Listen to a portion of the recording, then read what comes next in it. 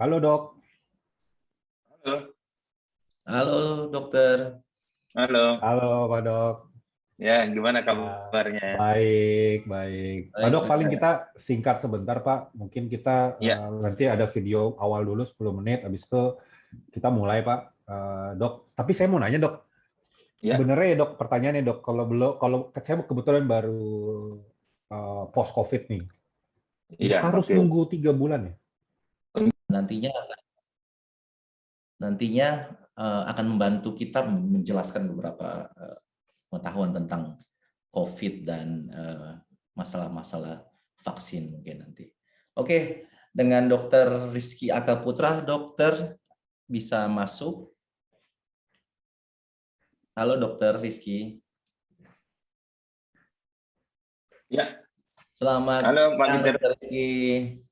Ya, selamat siang. Sehat-sehat ya Dokter Rizky. Sehat. Suara saya jelas ya? Jelas dok, jelas dok. Jelas ya? Saya bisa dengar dah. Lagi sibuk nggak dok kita? Soalnya tadi ganggu makan siang sama sholat ya dok ya. Saya Iya, kita iya. waktunya dulu. Nggak apa-apa, nggak apa-apa. Nggak apa-apa ya dok ya. Iya Nggak dok. apa-apa. Kali ini kita mau bahas nih dok tentang isoman di apartemen.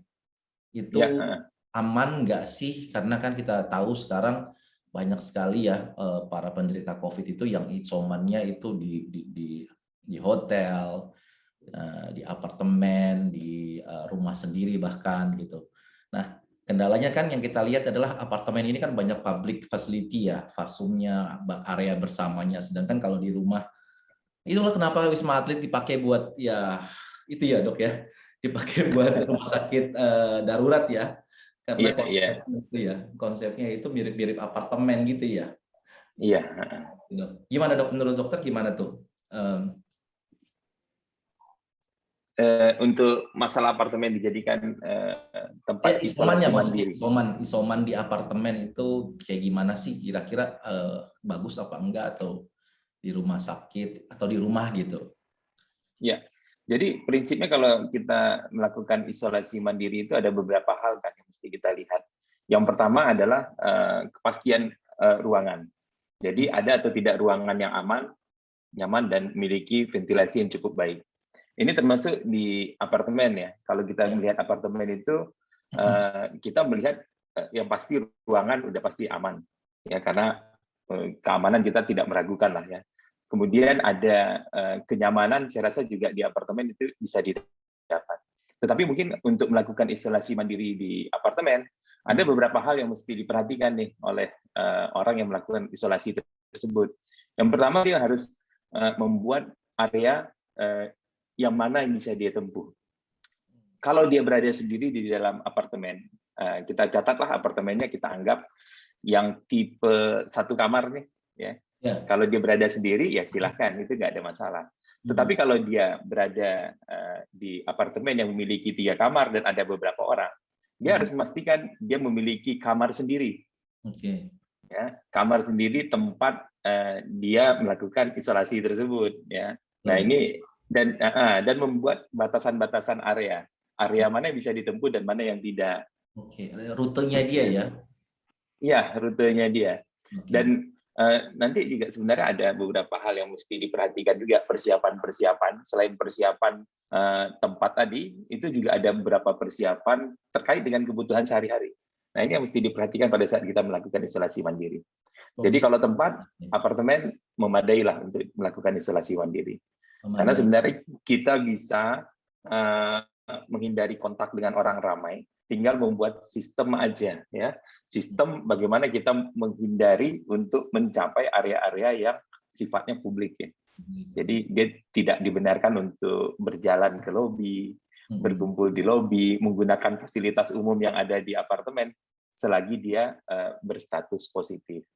Oke, berarti ya tadi yang saya tangkap berarti harus ada standar isoman yang benarnya ya dok ya? Ya, betul. Isomannya sama prosedur kayak logistiknya juga udah prepare. Terus iya, betul. Dia punya area, dia punya rutenya, dia mau mandi lewat mana, tracknya di situ sih. Kalau misalnya 3 bedroom ya, tapi kalau 1 bedroom kan harusnya dia sendiri ya dok ya? Harusnya dia sendirian, ya. Iya, betul. Makanya tadi saya tanya sama dokter, berarti kalau apartemen itu sebenarnya cukup ideal juga gitu ya maksudnya ya? Ya, betul, cukup ideal. Oke, berarti kalau dari segi sirkulasinya juga biasanya kan ada balkoni, terus Iya, ada area berjemur kan, balkoni itu bisa kita pakai fungsikan dengan area berjemur dia kan. iya betul. Berarti cukup ideal juga makanya ya. Dan terus Iya. selain itu apalagi tuh Dok, selain prosedur tata caranya yang baik itu seperti apa lagi tuh? Misalnya apakah kita harus benar-benar nggak boleh keluar sama sekali kan tadi kan? Jadi kita harus Iya. Teknik-teknik kayak misalnya kalau mau pakai masker kan kita kan keluar nggak boleh berarti ya. Tetap boleh nggak sih Dok kalau saya ke lobby itu harus bisa pakai masker atau pakai double masker gitu tuh nggak boleh ya intinya tetap. Nggak boleh, karena kita harus melihat dulu nih, tujuan kita melakukan isolasi mandiri itu apa? Yang pertama pasti kita menjaga agar lingkungan kita kan tidak terkena. Kemudian menghindari supaya teman atau tetangga juga tidak tertular. Yang ketiga, kita menghindari teman kerja kita untuk terdampak COVID dari kita. Jadi tujuan isolasi mandirinya menghindari orang terkena COVID, ya kita menghindari area publik untuk kita kunjungi meskipun kita pakai masker. Karena saya rasa urgensinya juga tidak ada kita mengunjungi tempat-tempat tersebut.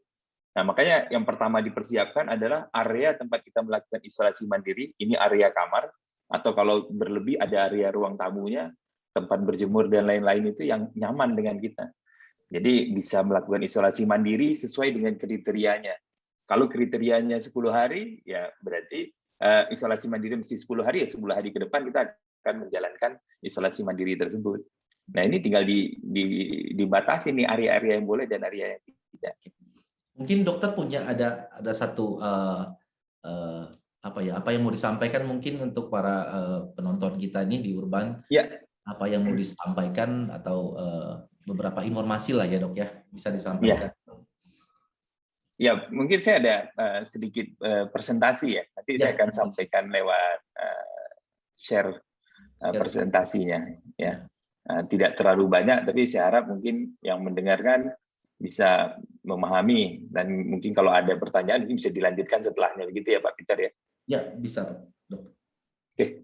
Bismillahirrahmanirrahim. Assalamualaikum warahmatullahi wabarakatuh. Waalaikumsalam. Selamat siang semuanya.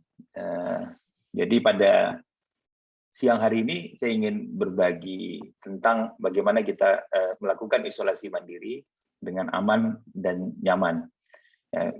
Sebenarnya saya diberikan materi apakah melakukan isolasi mandiri di apartemen tersebut aman atau tidak. Nah, tadi sedikit kita sudah menguraikan apa saja persiapan yang mesti dilakukan sehingga kita bisa memberikan rasa aman dan nyaman baik bagi diri kita maupun buat tetangga dan keluarga.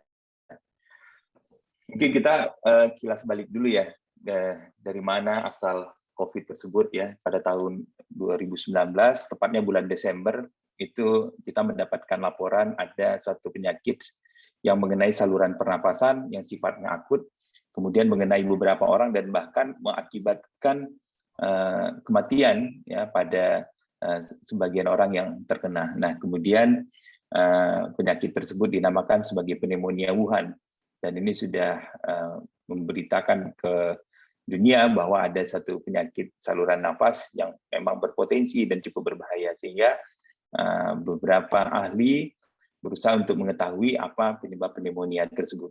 Pneumonia itu sendiri sebenarnya adalah suatu infeksi yang mengenai paru-paru kita. Jadi apapun itu ya yang mengenai paru-paru yang sifatnya infeksi itu kita sebut sebagai pneumonia.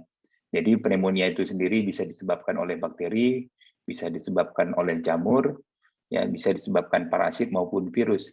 Nah, pneumonia Wuhan ini pada bulan Januari tanggal 7 ya tahun 2020 diketahui penyebabnya merupakan virus yang nantinya kita kenal sebagai SARS-CoV-2 ya. Kemudian pada bulan Februari 2020 WHO mengklasifikasikan penyakit yang disebabkan oleh SARS-CoV-2 ini sebagai COVID-19, artinya Corona Viral Disease 2019 ya, atau kita sebut nanti sebagai COVID-19.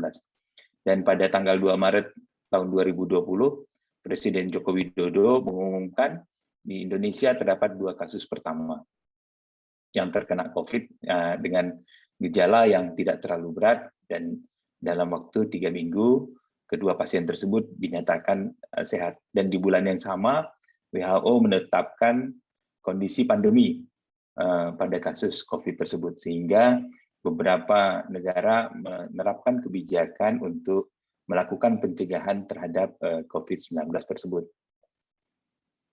Jadi situasi terkini tentunya untuk negara yang sudah terkena di seluruh dunia itu sebanyak 223 negara dengan kasus 200 juta ya, yang manusia yang sudah terkena COVID-19, dengan kasus aktif 16 juta, dan yang meninggal di dunia itu sekitar 4,3 juta.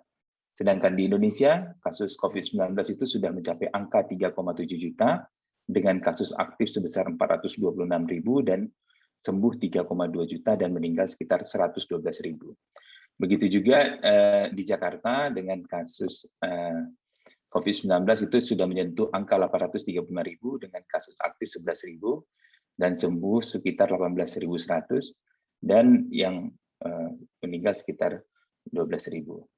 Apa gejala dari COVID itu? Gejala yang terbanyak tentu saja gejala yang muncul adalah demam, kemudian diikuti dengan keluhan batuk, berdahak, dan kadang-kadang disertai perdarahan. Pasien juga kadang mengalami gangguan pernapasan, ya, seperti sesak nafas,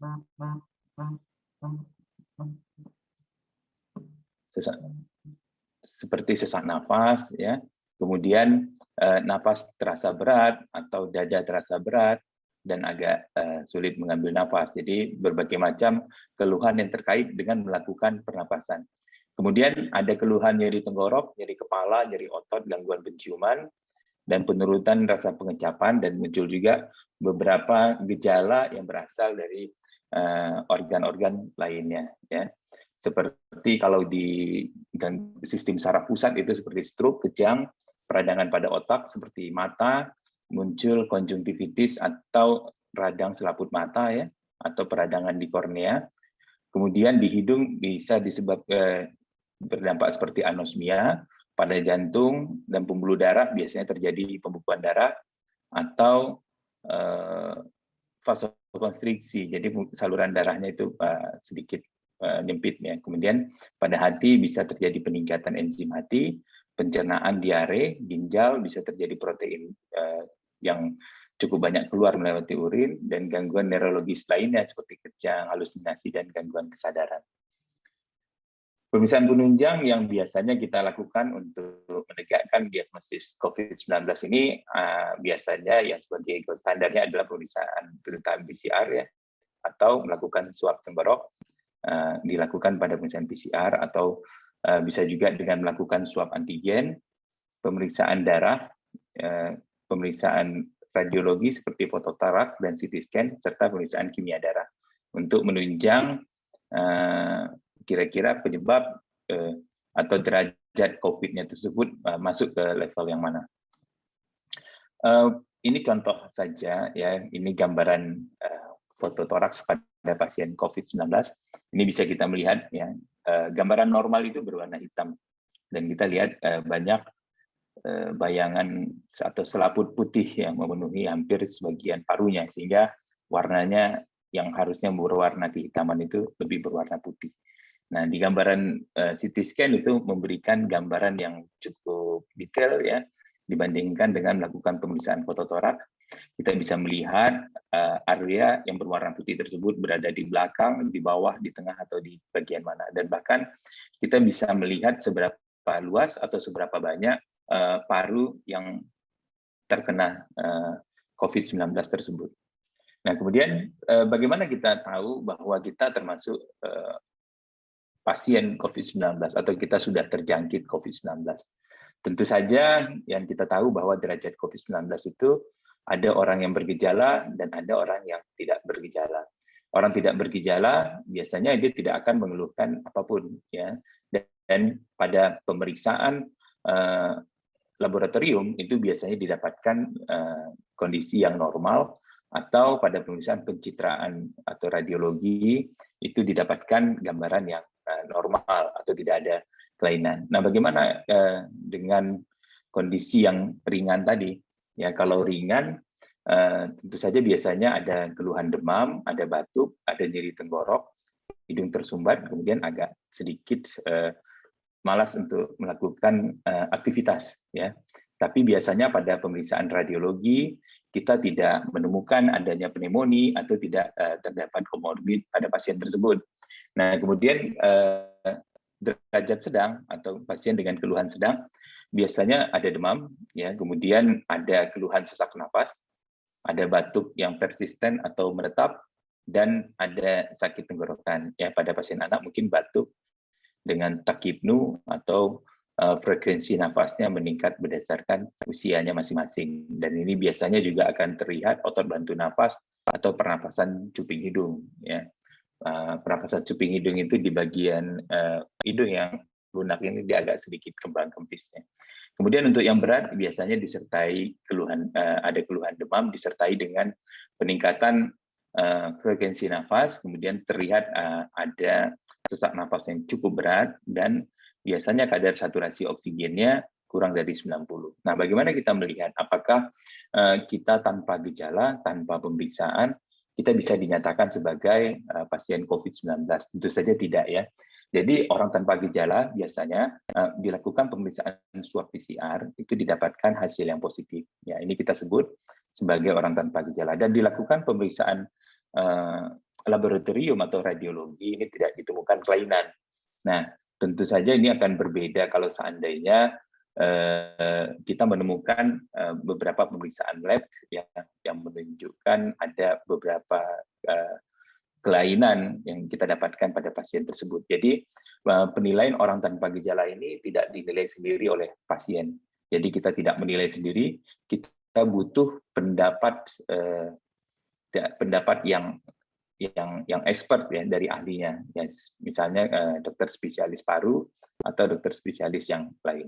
Nah, kemudian kalau swab antigen yang positif, tentu saja kita melihat, karena di beberapa daerah agak sedikit kesulitan untuk mengakses swab PCR yang didapatkan hasil dalam hitungan jam. Mungkin agak sedikit berbeda kalau kita berada di Jakarta, kita bisa mengakses swab PCR yang bisa kita dapatkan hasilnya di hari yang sama. Di beberapa daerah itu tentu saja kesulitan untuk mendapatkan swab PCR, sehingga swab antigen ini bisa dijadikan sebagai satu diagnostik buat kita, ya, menegakkan diagnosis bahwa kita terkena COVID-19 tersebut. Ya, tentu saja kita melihat, selain melihat swab antigen yang positif tadi, harus melihat gejala, ya. Apakah kita ada gejala ringan, sedang, atau berat. Nah, jika terdapat gejala-gejala yang khas terhadap COVID-19 ini, tentu saja nanti ini akan dinilai oleh dokter atau tenaga kesehatan lainnya, apakah memang gejala tersebut khas untuk sebagai orang yang terkena COVID. Atau bisa juga dengan swab antigen yang positif, ya, walaupun tidak ada gejala, kita harus melihat ada kontak erat atau pasien tersebut berada pada klaster tertentu. Nah, jadi ini juga yang kita anggap sebagai orang yang termasuk kepada sebagai pasien COVID-19. Swab antigen positif dan kontak erat. Nah, kontak erat itu sendiri juga kita mesti pahami, ya. Kontak erat itu bukan berarti kita bertemu, misalnya seorang dokter. Seorang dokter itu akan selalu kontak dengan pasien COVID positif yang berhadapan, terutama dokter yang memang merawat pasien COVID, ya. Tentu saja dia akan kontak dengan pasien tersebut, bahkan jaraknya bisa kurang dari 1 meter. Nah, artinya kalau kita berjarak kurang dari 1 meter, tapi kita menggunakan alat pelindung diri yang sesuai, tentu saja ini tidak termasuk dalam kategori dari kontak erat. Jadi kontak erat itu kita kontak dengan pasien dengan COVID positif, jarak kurang dari 1 meter atau sama dengan 1 meter, dan itu tanpa menggunakan masker. Atau kita sentuhan fisik, ya, kontak fisik dengan pasien yang terkonfirmasi COVID-19. Atau kita melakukan perawatan pada pasien COVID-19, tapi kita tidak menggunakan APD sesuai dengan standar yang sudah ditetapkan. Nah, untuk klaster sendiri itu yang disebut klaster itu paparannya minimal ada 1 orang dengan swab PCR yang positif, atau paparan dengan minimal 2 orang yang bergejala dan pada pemeriksaan swab antigen orang tersebut dinyatakan positif. Nah, ini orang-orang yang dengan swab antigen ada kontak erat. Klaster ini kita anggap sebagai orang yang menderita COVID ya. Menderita COVID itu bisa sebagai probable, ya bisa sebagai suspek, atau bisa sebagai COVID-19 terkonfirmasi. Nah, untuk isolasi mandiri sendiri, siapa yang bisa melakukan isolasi mandiri? Apakah semua derajat tersebut bisa untuk melakukan isolasi mandiri? Tentu saja yang bisa melakukan isolasi mandiri dengan aman adalah orang-orang yang tidak memiliki gejala dan orang dengan gejala ringan. Tentu saja kedua hal ini harus dibuktikan dengan pemeriksaan dari dokter atau tenaga kesehatan lainnya yang memang sudah bisa menyatakan bahwa orang tersebut dapat melakukan isolasi mandiri. Nah, kenapa sih pasien COVID atau kita yang terkena COVID itu mesti melakukan isolasi mandiri? Tujuannya sebenarnya apa? Nah, tujuan dari melakukan isolasi mandiri itu memutus rantai penularan dari COVID-19 itu sendiri. Jadi, jika tanpa isolasi mandiri, 1 orang yang sudah terdeteksi atau terkonfirmasi sebagai COVID, dia dapat menularkan kepada temannya, rekan kerja, kemudian keluarga, dan lingkungan sekitarnya. Jadi kalau kita melihat kondisi di apartemen, ya kalau kita melakukan aktivitas dengan kondisi positif COVID-19, kita melakukan aktivitas di ruang publiknya, tentu saja hal ini berpotensi untuk menularkan. Oleh karena itu, untuk melakukan isolasi mandiri di apartemen, saya rasa mesti ada warga yang bersedia gitu untuk atau bertindak sebagai gugus tugas di area tersebut ya, karena ini juga mesti dibantu pemantauan selain dari tenaga kesehatan, juga kemandirian warga juga memegang peranan tersendiri. Jadi kita mendata siapa-siapa saja yang terkena COVID-19 di apartemen yang tempat kita huni atau tempat kita tinggal tersebut, ya, sehingga memberikan beberapa tindakan atau beberapa langkah-langkah ya untuk mengamankan orang tersebut, ya, menyelamatkan nyawanya, membuat dia merasa aman, membuat dia merasa nyaman berada di apartemen, tidak mengucilkan dia. Jadi perhatian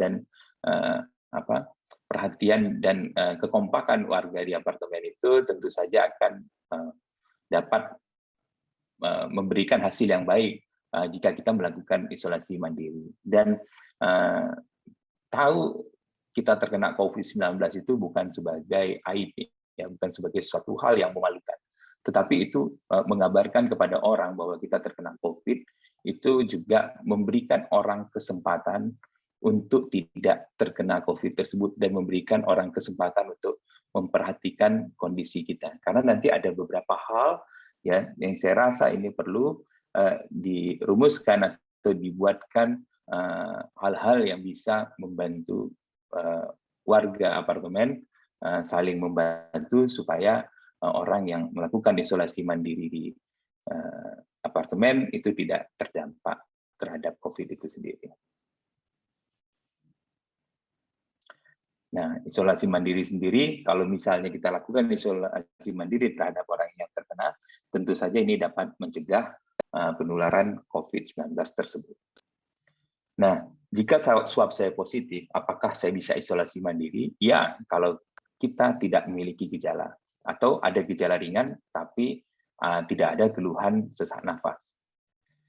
Nah, kita tidak bisa melakukan isolasi mandiri kalau ada keluhan sesak nafas, kemudian pada pemeriksaan radiologis didapatkan hasil pneumonia, dan pada pemeriksaan saturasi oksigen itu biasanya kurang dari 95, atau terdapat komorbid lainnya yang dalam kondisi tidak terkontrol, sehingga membutuhkan perawatan dan tata laksana lebih lanjut.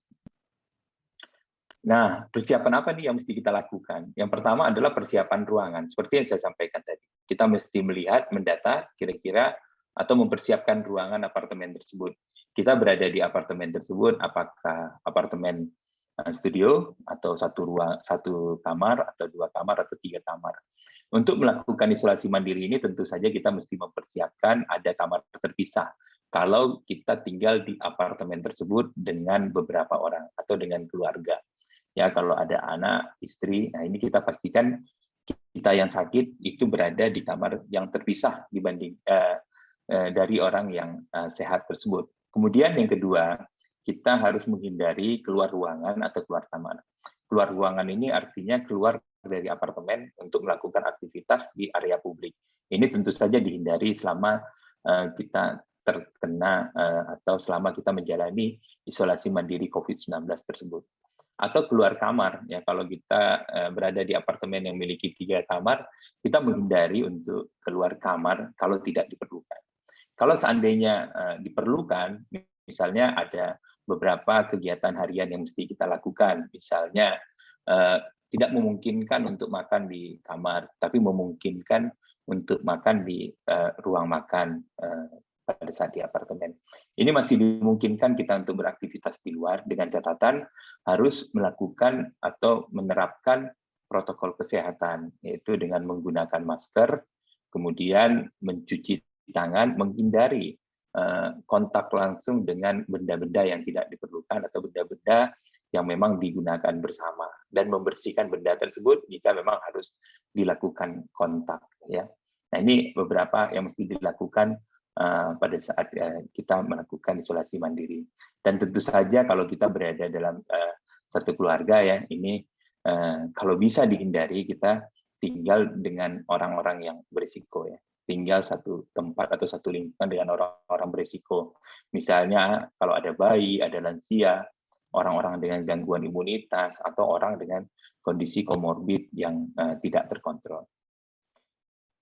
Nah, kemudian yang mesti dipersiapkan lagi adalah kebutuhan harian. Nah, ini yang saya rasa kita perlu membuat sistem atau membicarakan antar warga yang berada di apartemen, bagaimana suplai makanan dan minuman buat tetangga kita yang terdampak COVID. Ya, bukan kita menghindari, tapi membantu mereka untuk mempersiapkanlah, paling tidak membantu bahwa ini kita mesti memastikan bahwa tetangga kita itu tidak dalam kondisi kelaparan atau kehausan atau tidak dalam kondisi kesulitan untuk mendapatkan makanan dan minuman. Kemudian juga kita memastikan bahwa dia bisa mendapatkan pakaian yang bersih dan tempat istirahat yang layak dan aman. Nah, dari segi kesehatan yang mesti dilakukan monitoring, tentu saja selama kita melakukan isolasi mandiri di apartemen, kita harus dapat mengakses kesehatan, baik itu dari fasilitas kesehatan terdekat, ya kalau ada klinik di apartemen tersebut, ya kita bisa dipantau oleh tenaga kesehatan di klinik apartemen tersebut. Kalau tidak ada, maka kita bisa melakukan komunikasi dengan menggunakan telemedicine. Saya rasa sudah cukup banyak platform telemedicine yang bisa kita gunakan, dan beberapa rumah sakit juga sudah menggunakan program atau menjalankan program telemedicine terhadap pasien-pasien yang tidak berani atau tidak bisa untuk mengakses rumah sakit tersebut. Dan bahkan fasilitas telemedicine ini tidak hanya dijawab dengan WA, tidak dijawab dengan bentuk teks. Telemedicine ini juga bisa diakses dengan menggunakan video call. Untuk kesehatan yang berikutnya, kita pastikan bahwa kita dapat mengakses obat-obatan, ya baik itu obat-obatan untuk antibiotik, antivirus, atau vitamin serta suplemen yang dibutuhkan selama kita menjalani isolasi mandiri.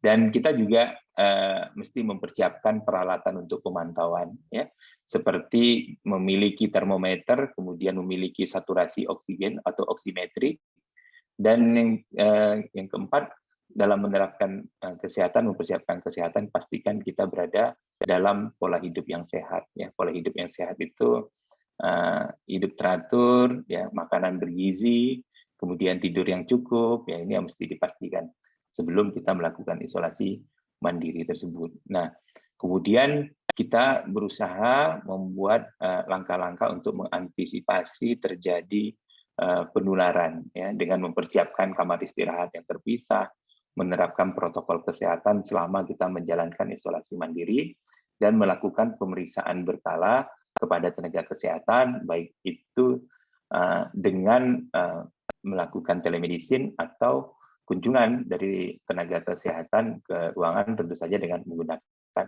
APD yang lengkap. Tentu saja ini di beberapa tempat tergantung ketersediaan dari fasilitas tersebut. Nah, kemudian apa yang mesti dilakukan nih selama isolasi mandiri? Yang pertama, kita membuat list kegiatan harian yang mesti kita lakukan, ya, karena ada kegiatan harian yang mungkin tidak bisa kita tinggalkan. Nah, ini mesti kita list apa saja. Ya, kegiatan harian itu mulai dari kita bangun tidur, kemudian mandi, kemudian cuci-cuci, bersih-bersih, ya, atau mempersiapkan kebutuhan lainnya. Nah, untuk kegiatan pekerjaan, saya harapkan ini juga dihindari, ya, karena kadang-kadang pekerjaan tersebut akan memakan waktu istirahat kita. Nah, kemudian yang kedua, memastikan ventilasi yang baik di ruang isolasi. Jika memungkinkan jendelanya dibuka atau ada apartemen yang memiliki akses untuk ke terasnya, ya ini juga dipastikan ventilasi kita cukup baik. Kemudian minum obat-obatan dan suplemen itu sesuai petunjuk dokter. Berjemur jika memungkinkan, karena ini terkait dengan arah jendela apartemen, ya. Jadi jangan sampai kita berjemur tapi merugikan orang lain dengan mengakses area luar, ya, area publik. Kemudian olahraga yang rutin, memastikan atau mendapatkan makanan bergizi, pakaian yang bersih, dan menggunakan alat pelindung diri serta mencuci tangan jika ada orang yang sehat yang tinggal bersama dengan kita. Nah, ini diusahakan untuk baju dan alat-alat makan itu kita lakukan pembersihannya secara mandiri atau sendiri. Nah, kemudian selain menjaga kebersihan, kesehatan fisik, kita juga perlu mempersiapkan kesehatan mental kita. Yang pertama adalah melaksanakan ibadah dan berdoa sesuai dengan agama dan kepercayaannya masing-masing. Kemudian selalu berpikiran positif, ya, menghindari konten-konten negatif atau hoax, ya, yang nantinya justru mengganggu konsentrasi kita, mengganggu kesehatan mental kita, ya. Jadi ini mesti dihindari. Kalau memang di sosial media itu terlalu banyak konten negatif yang biasanya kita konsumsi, ya ini mesti dikurangi, ya. Kemudian jangan lupa mesti memberi kabar secara berkala itu kepada keluarga, agar keluarga yang berada di luar kita masih bisa memantau kondisi kesehatan kita. Nah, memberi kabar kepada keluarga ini terkadang juga memberikan support bagi kita, memberikan semangat buat kita untuk melakukan isolasi mandiri tersebut, ya. Jadi dengan kondisi sekarang, ya, tentu saja kita bisa memanfaatkan teknologi-teknologi yang memang sudah mantap platformnya, ya. Jadi untuk bersilaturahmi itu kadang kita tidak harus bertemu, ya, walaupun berasa ada yang kurang. Saya rasa itu juga tinggal mungkin butuh waktu untuk penyesuaian saja, ya. Jadi kita bisa bertemu secara virtual, ya. Kemudian selama isolasi mandiri, suplemen dan obat apa yang kita konsumsi? Nah, untuk suplemen ini bisa kita konsumsi seperti vitamin C, vitamin D, multivitamin dan mineral, dan obat-obatan herbal, ya. Obat-obatan herbal ini masih dimungkinkan, ya, bagi orang yang tidak memiliki gejala atau gejala ringan, ya. Dan tentu saja obat herbal yang kita konsumsi adalah obat-obatan herbal yang memang sudah terverifikasi oleh BPOM, sudah diketahui keampuhannya dan tidak memiliki materi-materi kimia, ya. Ini yang mesti kita perhatikan betul, ya. Jangan sampai kita melakukan konsumsi terhadap obat-obatan herbal, ya, yang tulisannya mungkin kita tidak bisa baca, kita tidak paham, dan efektivitasnya juga kita tidak tahu. Jadi obat-obatan herbal bisa dikonsumsi selagi kita mengetahui bahwa obat-obatan tersebut memang sifatnya sebagai supporting atau memiliki aktivitas dapat meningkatkan imunitas kita. Nah, untuk pada pasien-pasien bergejala itu bisa diberikan antibiotik, antivirus, ya. Tentu saja ini berdasarkan indikasi dan pertimbangan dari dokter. Jadi sebelum melakukan isolasi mandiri, kita harus melakukan konsultasi terlebih dahulu terhadap kepada dokter spesialis maupun dokter umum yang bisa kita akses, ya. Karena pemberian antibiotik dan antivirus ini butuh pertimbangan khusus, ya. Nah, kemudian jika kita memiliki komorbid, tentu saja kita dapat mengkonsumsi obat rutin untuk komorbid kita tersebut ya. Jadi tetap dilanjutkan agar komorbid kita itu dalam kondisi yang terkontrol. Misalnya kita memiliki diabetes, ya obat diabetesnya mesti dilanjutkan. Kita memiliki hipertensi, obat darah hipertensinya bisa dilanjutkan, atau penyakit jantung dan lain-lainnya. Nah, berapa lama kita harus menjalani isolasi mandiri? Kalau kita termasuk dalam klasifikasi orang yang tanpa gejala, isolasi mandiri itu cukup dilakukan 10 hari. Nah, nanti akan jadi pertanyaan lagi, apakah perlu kita melakukan swab evaluasi setelah 10 hari? Untuk orang tanpa gejala, kita tidak memerlukan melakukan swab evaluasi. Jadi setelah melakukan isolasi mandiri, maka kita sudah dinyatakan sembuh. Dengan catatan, kondisi OTG tersebut diyakinkan berasal dari dokter. Ya. Kemudian orang dengan gejala ringan itu diperlukan isolasi mandiri selama 10 hari, ditambah 3 hari bebas gejala. Artinya sudah melakukan 10 hari isolasi mandiri, kemudian dilihat gejala terakhirnya kapan. Kalau 3 hari sudah tidak ada gejala, maka ini dinyatakan sudah bebas. Tapi kalau 10 hari kemudian masih ada gejala, maka isolasi mandirinya dilanjutkan selama gejala tersebut masih ada. Dan ini nanti butuh pertimbangan dari tenaga kesehatan atau melakukan evaluasi dari pemeriksaan penunjang laboratorium, swab, atau pemeriksaan radiologi. Ya, kemudian orang-orang yang kontak erat yang mungkin tadi sulit untuk melakukan atau mengakses swab PCR, ini biasanya jika dia tanpa gejala, maka dilakukan isolasi mandirinya selama 14 hari.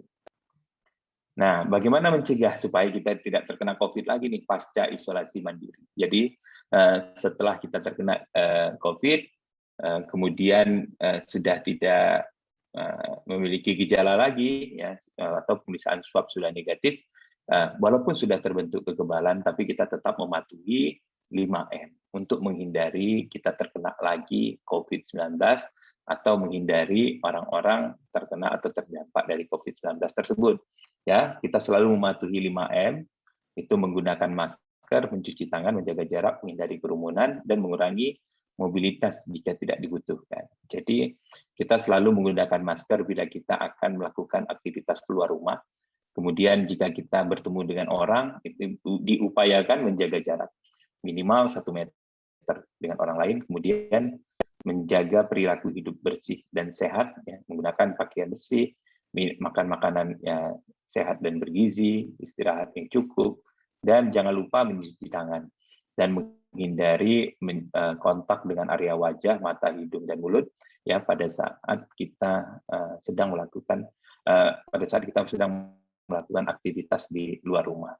Kemudian melakukan aktivitas fisik yang rutin ya seperti berolahraga, ya kemudian melakukan senam dan mengkonsumsi suplemen tambahan atau vitamin jika dibutuhkan. Nah, mungkin presentasi dari saya cukup sekian, Pak Stephen. Pak Peter, sorry, maaf. Thank you. Thank you banget Dr. Rizky. Tadi presentasinya bagus sekali. Tadi saya juga. Ini saya stop share ya. Iya, oke Dok. Ini Dok, saya tadi kebetulan lupa ya untuk perkenalkan Dr. Rizky ya. Ulang. Iya. Karena mungkin Dr. Rizky bisa perkenalkan background-nya, profesinya mungkin, jadi supaya bisa orang-orang partisipan kita bisa tahu. Iya. Saya memperkenalkan diri ya. Iya. Ya, saya dengan Rizky ya, Rizky Akaputra nama lengkap saya. Saya dokter berpraktek di Rumah Sakit RSUD Pasar Minggu, kemudian di Rumah Sakit Columbia Asia di Jakarta Timur. Kemudian saya juga memberikan pengajaran di Universitas Muhammadiyah Jakarta ya, di Fakultas Kedokteran dan Kesehatan. Oke, Dok. Iya. Jadi dulu kuliah kedokterannya di mana, Dok, kalau boleh tahu, Dok? Ya, S1-nya atau dokternya saya ngambil di Universitas Yarsi, kemudian spesialisnya saya ngambil di Fakultas Kedokteran Universitas Indonesia. Oke, Universitas. Iya. Oke, Dok. Iya, saya sekarang kita ada tamu juga nih, Dok, dari Urban Jakarta juga dengan Pak Manuel. Halo Pak Manuel, bisa join? Halo, selamat siang. Halo. Selamat siang, Dok. Manuel. Ya, Iya. Pak Manuel. Pak Manuel nih. Iya. Sekarang Pak Manuel perkenalkan diri juga dengan Pak Rizky dengan yang Iya. lain. Ya, kita dari Urban Jakarta, Pak Dok. Saya panggilnya Dok kali ya, Iya. enaknya Dok. Ya, Ya, silakan, silakan. jadi ini salah satu pembicaraan yang sangat sangat bagus sekali. Bagaimana sih isoman di apartemen itu sangat apa namanya aman atau tidak, itu salah satu topik yang sangat bagus sekali. Karena Iya. kebetulan saya ini adalah salah satu pasca COVID, Dok. Iya. Nah, kebetulan saya adalah pasca COVID, di mana saya isomannya melakukannya di apartemen. Jadi mungkin Iya. buat teman-teman Urban People, saya akan melakukan sedikit presentasi, Dok. Ya, Jadi boleh silakan. presentasinya dimulai? Ya, silakan, silakan. Ya, jadi memang seperti yang tadi Dr. Rizky katakan, kemandirian daripada warga apartemen itu adalah sangat-sangat penting. Ya, itu sangat mungkin saya garis bawahin di nomor satu. Kenapa? Karena ada nyawa diri sendiri dan nyawa orang lain. Ya, jadi apa sih yang akan terjadi? Ini adalah beberapa kemungkinan nih, Dok sama Peter. Apa yang akan terjadi di dunia tren interior atau di arsitektur yang berakibat setelah terjadinya pandemi. Ya, jadi secara arsitek atau interior pun kita menyadari itu pasti akan berubah. Paling yang terbaru yang paling kita bisa rasakan adalah mall saja sudah mulai berubah. Ya, boleh next slide. Nah, kita mesti mengetahui memang sebelum terjadinya pandemik itu mungkin apartemen itu sedikit ada perbedaan dengan rumah ya, Peter. Dimana kalau tinggal di daerah komplek perumahan, kita sangat mengenal dekat erat banget dengan tetangga kita. Di apartemen juga begitu, tapi kadang-kadang ada individualnya, ya kan. Mungkin yang menjadi salah satu topik yaitu setelah pandemi apa sih yang akan berubah? Bisa next slide. Nah, ini sebenarnya Dok, yang paling kita lihat ya, bahwa dengan adanya COVID ini yang arsitek itu termasuk dengan interior, termasuk produk daripada apa yang di-develop oleh developer-developer itu akan melakukan banyak perubahan. Dan kita menyadari bahwa COVID-19 ini mengakselerasi perubahan itu banyak sekali. Satu, yaitu penerimaan yang namanya work from home. Ya, jadi misalnya WFH. Kenapa? Karena mungkin sekarang tren-trennya banyak unit-unit yang makin lama makin kecil ya, Dok. Unit-unit apartemennya makin kecil, terus pada saat sekarang work from home kita juga bingung. Ya, kemudian kedua adalah koneksi ke outdoor, itu juga sangat penting. Jadi salah satunya ya tentu buat kalau apa namanya pencahayaan kita, sirkulasi udara kita, vitamin D kita, itu juga sangat penting. Salah satunya contohnya adalah di balkoni kita ya, Peter. Kenapa? Karena mungkin banyak juga unit-unit sekarang balkonnya sangat kecil, sehingga cuma bisa ada di penggunaannya cuma bisa untuk peletakan outdoor AC. Lalu yang terjadi adalah balkonnya nggak kepake karena sangat panas. Nah, yang paling akan kita bahas adalah bagaimana perubahan attitude penghuni apartemen pada saat dia menggunakan common area atau daerah-daerah amenities, fasilitas. Mungkin saat ini banyak sekali apartemen itu yang fasilitas-fasilitasnya sudah ditutup. Kenapa? Karena instruksi dari pemerintah bahwa fasilitas-fasilitas umum itu ditutup. Tapi kan bagaimana dengan lift, koridor, apalagi yang seperti yang dikatakan tadi kalau dia tinggal sendiri, terus dia sudah dapat isoman. Oh, ini satu lagi yang sangat penting ya. Isoman itu yang memutuskan bukan diri sendiri tetapi dokter. Ya, dokter, ahli itu poin nomor 2 yang mesti kita garis bawahi. Artinya apa? Artinya mereka yang tinggal di apartemen itu masih bisa isoman, tetapi kita harus mempunyai kemandirian ya. Kenapa? Karena kita jangan sampai menularkan ke orang lain. Itu sangat penting sekali. Boleh next slide? Nah, ini Dok. Ya. Next slide lagi. Nah, ini yang akan mungkin Peter, perubahan-perubahan apa tren ke depannya? Ya, tentunya kalau sekarang nih, yang tulisannya adalah present, sekarang ini memang sudah banyak sekali yang dilakukan oleh banyak developer atau residential management dengan apa? Dengan menaruh poster-poster untuk 5M dan poster-poster agar kita bisa secara mandiri apa namanya menjaga diri dan sesama kita. Ya, salah satunya adalah banyaknya kita menempatkan hand sanitizer termasuk dengan daily. Tetapi ke depannya kita akan melihat perubahan di dalam arsitek. Ya, kita akan melihat ini akan banyak sekali diadopsi oleh banyak developer. Salah satunya adalah touchless technology. Misalnya, kalau saat ini sih ini sudah banyak digunakan, mau masuk parkir juga sudah touchless ya, mau masuk ke lift itu juga touchless. Tapi ini mungkin akan sangat menjadi hal yang paling penting dalam mendesain sebuah apartemen ke depannya. Nah, ini adalah salah satu contoh apartemen di Jakarta ini yang sangat baik dan sangat bisa mengadopsi bagaimana kita mencegah atau isoman di apartemen. Ini tapi akan tren ini mungkin akan diadopsi di tahun-tahun mendatang. Seperti apa? Contohnya, liftnya transparan nih dok. Kenapa? Karena kita menghindari mau dia satu orang, mau dia dua orang, tapi kita sudah menghindari kalau perlu ya silakan jalan duluan, nanti saya ngambil yang sendiri, itu udah terjadi. Yang kedua adalah desain apartemen di mana dia ada mencampur dengan outdoor, jadi sirkulasi udaranya terbuka. Jadi kalau di gambar ini itu di antara dua lift ini tuh ada bolong nih, Pit. Jadi sirkulasinya sangat terbuka. Ya. Nah, next. Yang berikutnya mungkin akan ada apa namanya pembaharuan sistem. Contoh, kita tahu bahwa beberapa brand seperti Samsung atau LG itu sudah mengeluarkan namanya cabinet sterilizer, ya. Jadi di mana pakaian itu dia bisa sinar UV, dia bisa apa namanya membersihkan vaksin dan membersihkan virus-virus dan bakteri. Nah, sistem ini itu sedang lagi digodok dan mungkin akan berubah menjadi yang lebih besar. Jadi bukan hanya baju yang bisa pakai, tetapi bahkan manusia pun bisa masuk ke dalamnya. Jadi boleh next slide.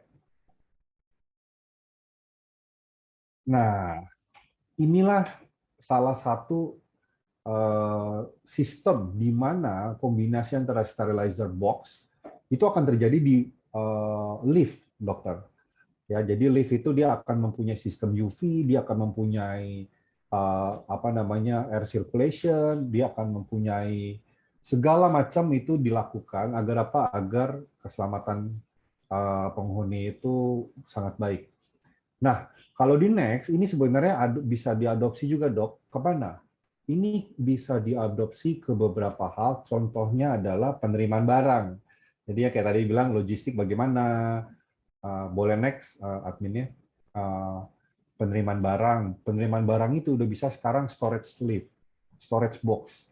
Ya, jadi kalau kita apa namanya terima pesanan dari GrabFood atau Gojek Food, itu sekarang beberapa apartemen di Jakarta itu sudah mengakomodir UV storage box, di mana makanannya itu dimasukin dulu, kemudian kita tidak bertemu langsung dengan ojek-ojek online, tetapi kita langsung mengambil di storage tersebut.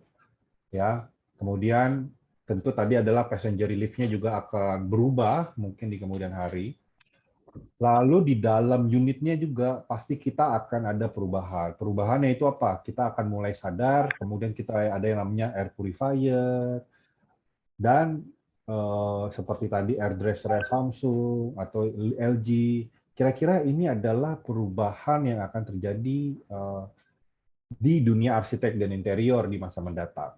Next slide. Nah ini dok, ini adalah yang terjadi dan sudah dilakukan di negara-negara di luar negeri, di mana fasilitasnya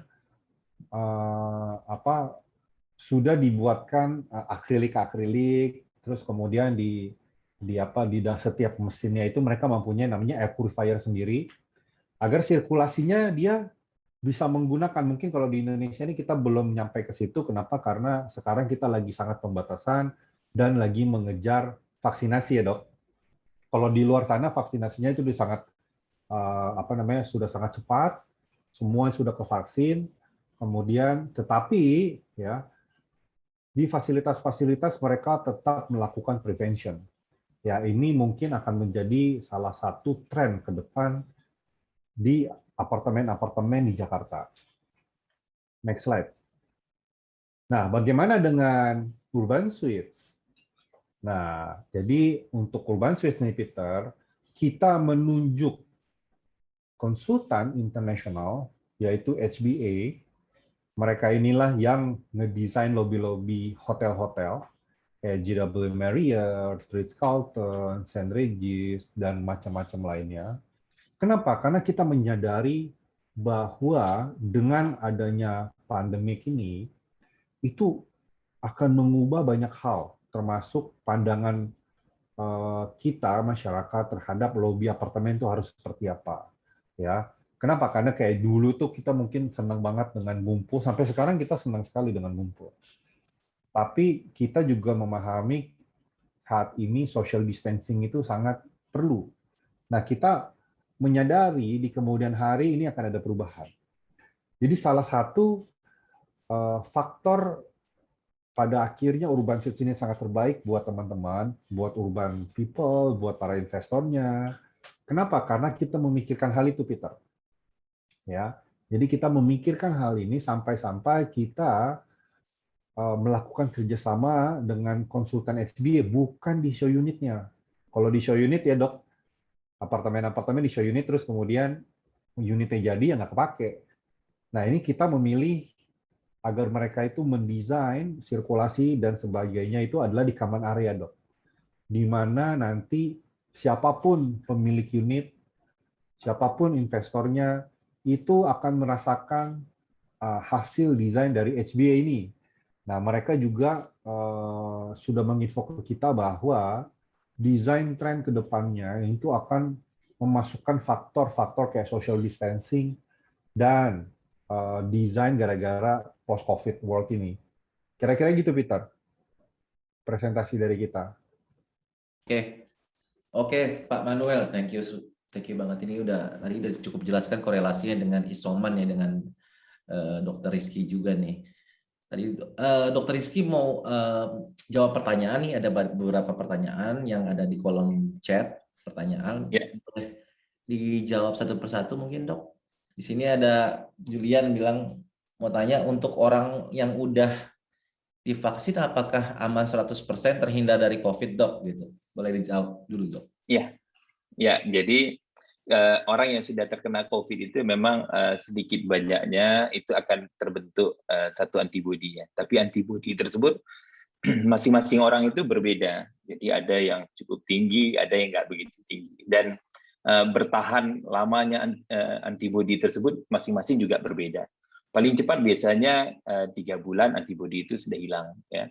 Atau bisa juga orang yang memiliki antibodi tersebut itu bisa sampai 1 tahun. Jadi tidak ada keamanan untuk orang tersebut terhindar dari COVID-19. Apalagi yang kita tahu ya, COVID-19 tersebut memiliki beberapa varian, ya dia bermutasi sehingga membentuk varian-varian baru. Nah, varian barunya saja itu sudah menggunakan awalnya menggunakan nama sesuai negara tempat berasal atau tempat ditemukan.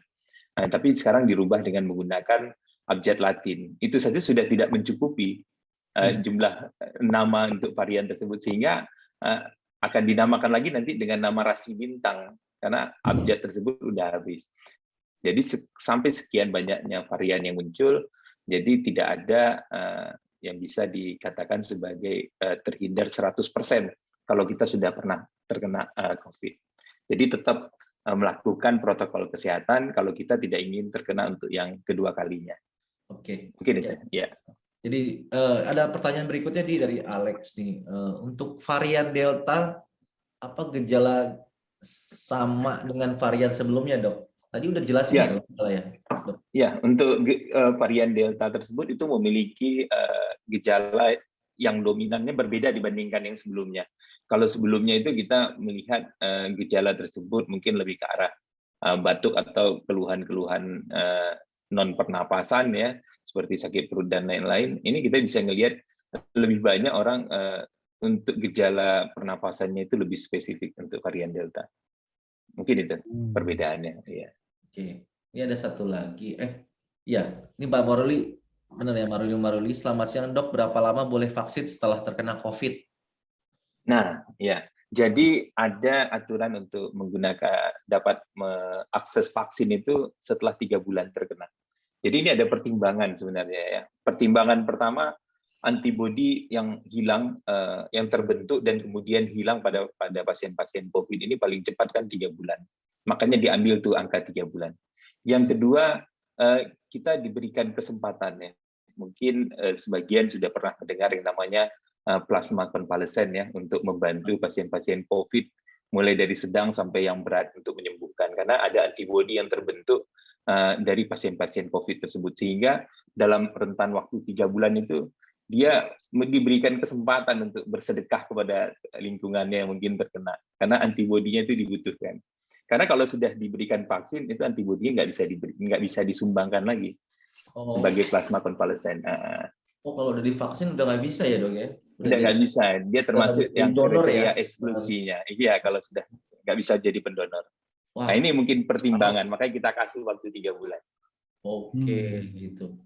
Nah, terus saya mau tanya juga nih dok, tadi kan Pak Manu tadi cerita tentang kedepannya inovasi-inovasi tentang desain interior. Nah, kaitannya dengan desain yang ada di apartemen itu, karena tadi saya bilang pentingnya balcony sebagai salah fasilitas buat kita aktivitas kayak olahraga. Kan nggak boleh ke gym dok, saya nggak boleh ke gym karena pasti akan menularkan ya kan.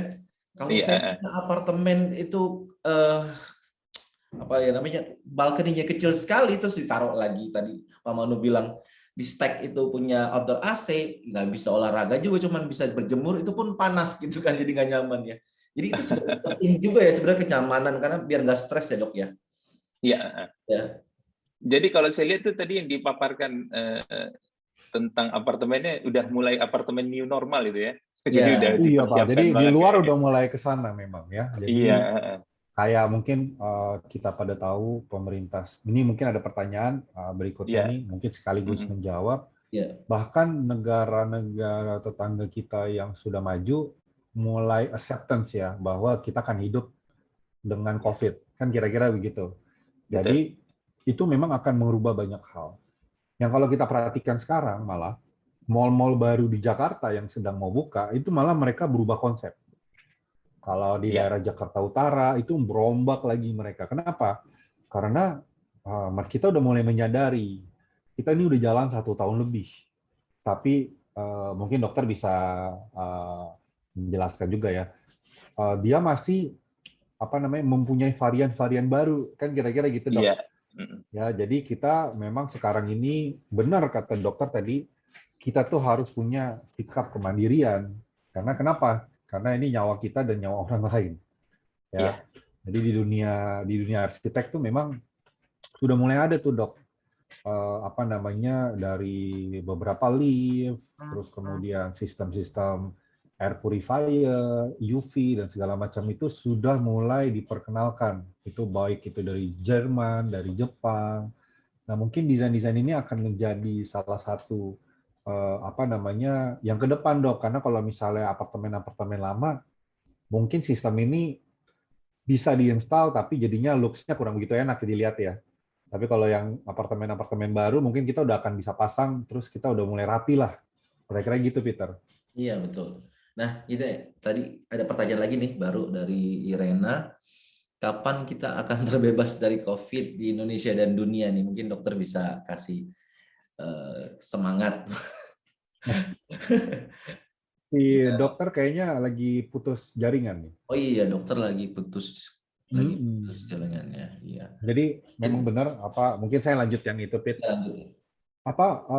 Banyak sekali di mana kita nanya balkon itu penting nggak sih?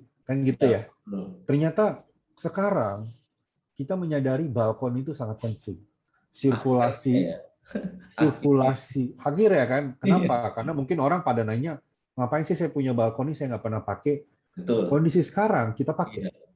Ya, akhirnya pada saat kita menyadari bahwa sirkulasi, terus kemudian pencahayaan itu sangat penting di tempat tinggal kita. Nah, kemudian studio, unit-unit studio itu juga nggak bisa terlalu kecil. Kira-kira gitu ya, Peter. Kenapa? Karena sekarang unit-unit studio itu juga digunakan sebagai work from home. Kita kan sekarang sudah banyak mulai acceptance kerjanya itu WFH. Bahkan mungkin kalau pandemi sudah berlalu, kita mungkin akan balik nanya gitu ceritanya, Peter. Ya. Apakah harus ke kantor itu Senin sampai Jumat? Toh sekarang bisnis bisa berjalan, tetapi kita di rumah. Kira-kira ini akan muncullah pertanyaan-pertanyaan ini ke beberapa perusahaan, ya, ya kan. Nah, oleh karena itu unit-unit studio itu nggak bisa kecil. Kenapa? Karena pada saat di masa mendatang akan kesulitan sekali pada saat studionya kecil. Dan kebetulan di Urban Suites kita di berapa, Peter? 28,5 meter ya, itu sangat luas. Luas, balkoninya juga luas ya.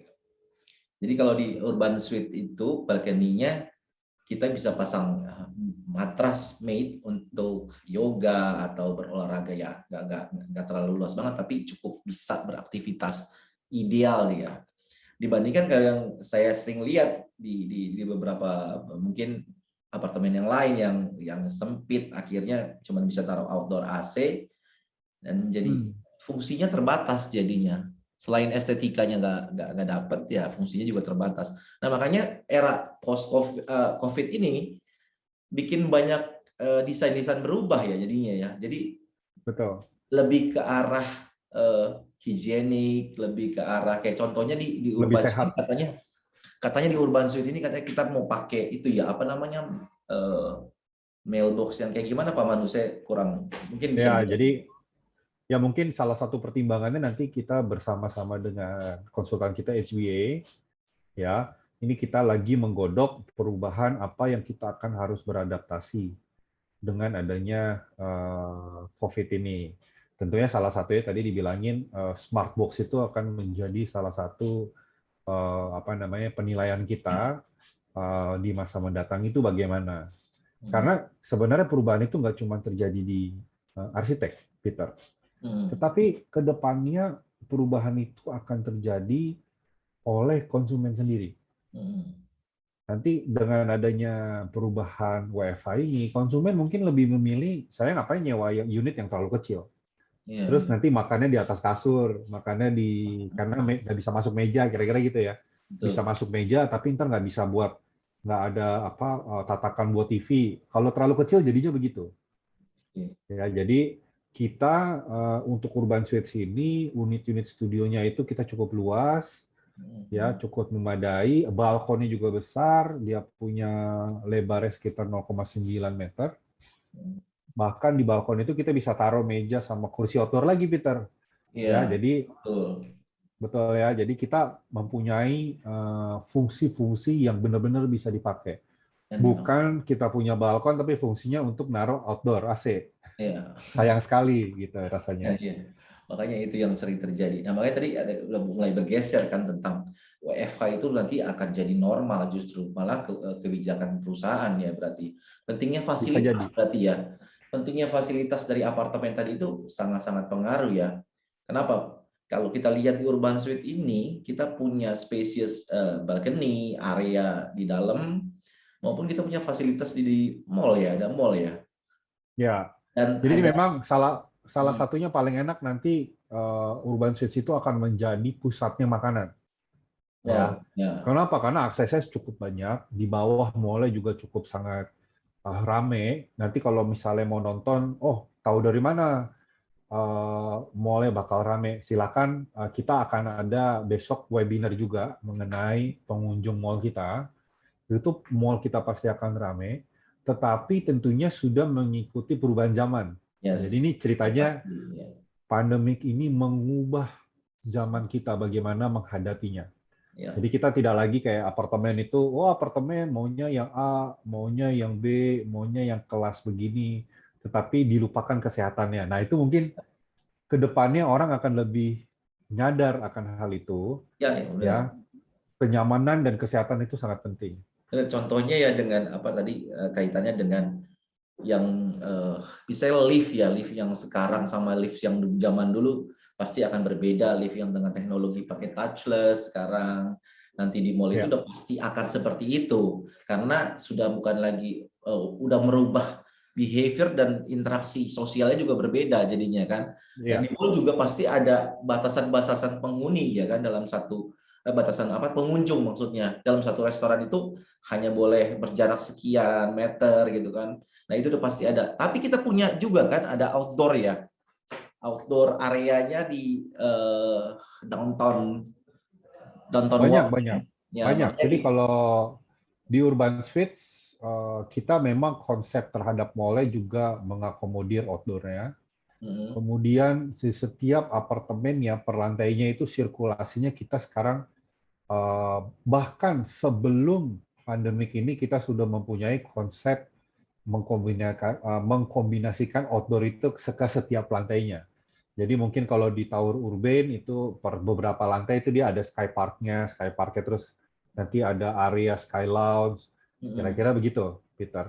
Oke, jadi di Urban Suite sendiri ada area outdoor juga ya di lantainya ya. Di Ya, koridor ya. ya. Terus Di koridornya ya. airflow-nya ya bagus ya berarti ya. Oke, ada lagi mungkin Pak Manu yang mau disampaikan. Kita lihat nih Pak Dr. Rizky ini masih terputus. Kalau enggak mungkin Sudah join. Oh sudah join. Ya. Ini Dok masih ada banyak pertanyaan soalnya Dok. Iya. Sorry tadi karena saya pakai handphone untuk tethering, tapi baterainya habis nih baru saya charge lagi. Ya. Saya nggak lihat baterainya. Ya lanjut ya Dok ya. Ada pertanyaan nih lagi seru. Kapan kita akan terbebas dari COVID Indonesia gitu loh. Ini ada salah satu pertanyaan yang dari peserta webinar ini. Kalau kita melihat ya kapan kita terbebas itu memang ada beberapa pendapat. Karena pendapat pertama tentu kita bisa terbebas kalau kita bisa mencapai yang disebut sebagai herd immunity ya. Tapi pendapat yang lain justru untuk mencapai herd immunity itu memang agak sulit ya karena ada beberapa varian-varian tersebut yang cukup mengkhawatirkan. Nah, ini yang mesti kita lihat dua pendapat tersebut ya. Kalau seandainya kita bicara tentang herd immunity, kalau tercapai ya alhamdulillah ya kita bisa terbebas dengan target yang memang sudah ditetapkan oleh pemerintah. Tapi kita ambil sebagai melihat kemungkinan terburuk ya herd immunity sulit dicapai karena mungkin varian.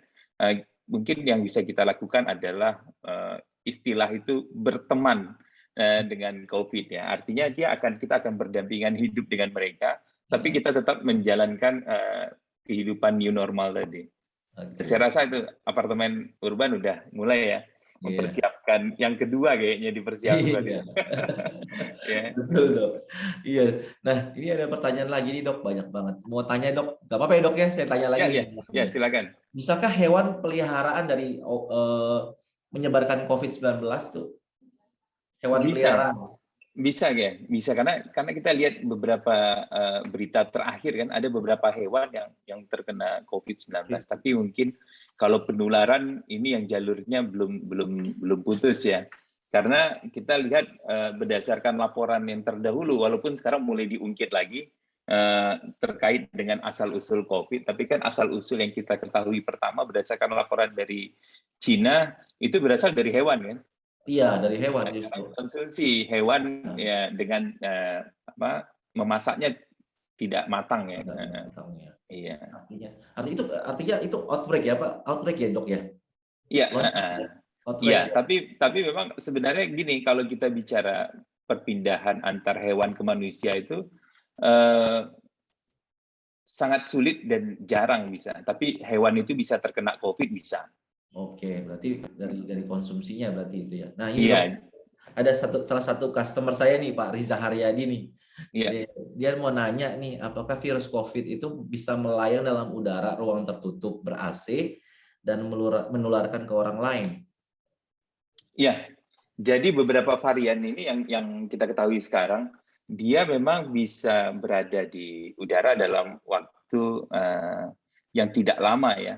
Pada saat ada orang sakit, kemudian dia bersin atau dia batuk, tidak menggunakan masker, ini memang berpotensi. Tapi kita bicara tentang droplet. Kalau kita bicara tentang droplet yang dikeluarkan, itu akan terkena daya tarik gravitasi, dia akan ke bawah. Dia tidak melayang. Tapi kalau kita bicara mikro droplet, ini droplet dalam ukuran yang lebih kecil lagi, dia agak lebih lama untuk turun ke bawahnya. Nah itu. Berarti bisa ya? Bisa, tapi itu kan kalau di udara terbuka dia akan cepat mati. Oke, Nah, berarti makanya kalau berada di fasilitas publik yang tertutup, nah ini mesti melakukan protokol kesehatan karena kita menghindari itu.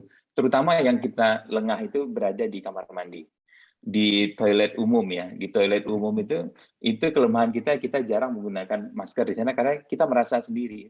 Tapi bisa saja misalnya penggunaan toilet umum sebelumnya digunakan oleh orang yang terkena COVID-19, dia keluar masih berada di situ, itu masih mungkin kan. Oleh karena itu, penggunaan fasilitas umum sebisa mungkin kita tidak melepaskan masker. Oke. Dan jangan lupa mencuci tangan supaya itu tidak mentransmisikan. Karena kalau tempat fasilitas umum tersebut kebersihannya tidak baik, pembersihannya tidak berkala, droplet itu bisa berada di situ. Kita tidak tahu sepersekian berapa lama kita berada di toilet tersebut, orang yang sakit berapa lama berada di toilet tersebut. Jadi yang bisa kita lakukan pada saat menggunakan fasilitas umum, tetap menggunakan masker, tetap mencuci tangan setelah menyentuh barang-barang yang sifatnya publik punya. Oke, saya mau tanya nih dok sebentar sedikit aja. Itu kalau droplet itu nempel dalam satu benda ataukah metal ataukah kayu atau kertas, dia bisa bertahan berapa lama dok? Bisa menularkan lagi? Misalnya kita sentuh terus kita usap ke mulut atau akhirnya masuk, itu tuh berapa lama dia bisa bertahan di? Ya, bisa dalam hitungan jam kalau di area atau benda-benda yang dia bisa lama di situ. Oh, berarti tergantung ininya ya. Oke. Jadi makanya lift yang dipaparkan tadi itu cukup bagus itu liftnya, udah siap-siap itu dia. desain inovasi ke depannya nanti akan seperti itu tuh. Iya. Nanti apartemen akan pakai UV, air air filter kayak seperti itu. Nanti betul. akan bergeser ke situ, udah pasti. Nah, ini kita udah 1 jam lebih nih dok. Iya. Terima kasih banget dokter udah mau luangin waktunya untuk masuk ke dalam acara webinar Urban Suite ini. Mungkin nanti kita akan ajak dokter lagi lain waktu dengan paparan yang lebih mungkin varian Delta dan teman-temannya yang gitu dok. Oke, makasih banget untuk para yang hadir dengan ini, ada banyak sekali yang hadir, makanya tadi pertanyaan mungkin ada yang nggak bisa saya jawab karena keterbatasan waktu. Kita tutup aja. Terima kasih sekali lagi dokter nih. Assalamualaikum warahmatullahi wabarakatuh. Waalaikumsalam warahmatullahi wabarakatuh. Sampai ketemu lagi. Ya. Saya live ya. Iya dok.